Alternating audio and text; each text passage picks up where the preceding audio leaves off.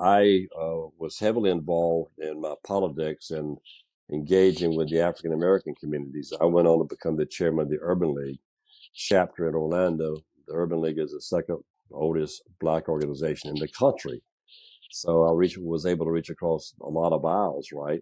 That's right. So having those and now I just got a call from somebody yesterday. I need to meet. This is what I do. I met you when I was on the board of the Hispanic Chamber.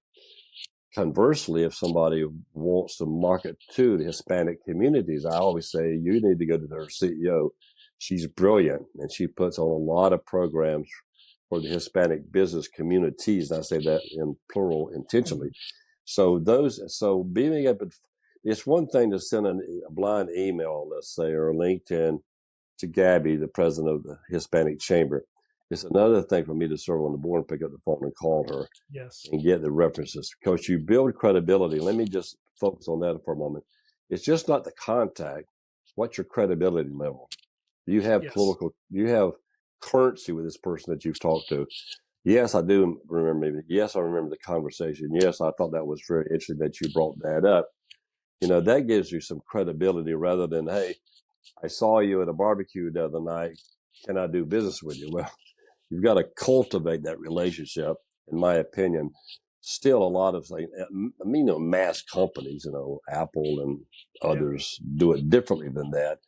But still, I ran into a guy the other day. He says, I've got a great job with IBM. I said, people are actually still out there representing IBM selling, but you got to be able to open those doors. And so That's that's right. what I do on behalf of my clients, open doors for my clients.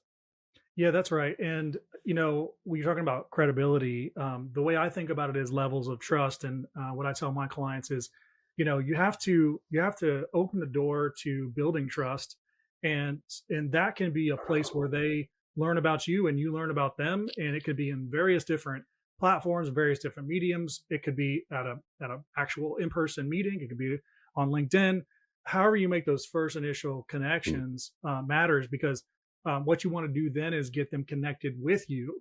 But like you're both going in the same direction. So you serving on a board is a good example of that. You're taking that next step to say, hey, Mm-hmm. I'm committed, which takes a lot of your time and energy. And, Yeah. you only have so much time to hand out around.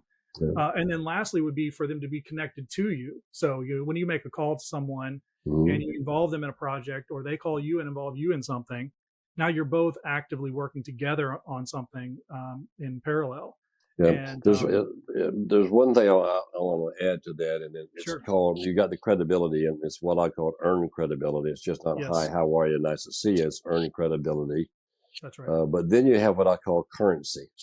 Yes. Have you earned currency with that person to engage beyond just a benign conversation?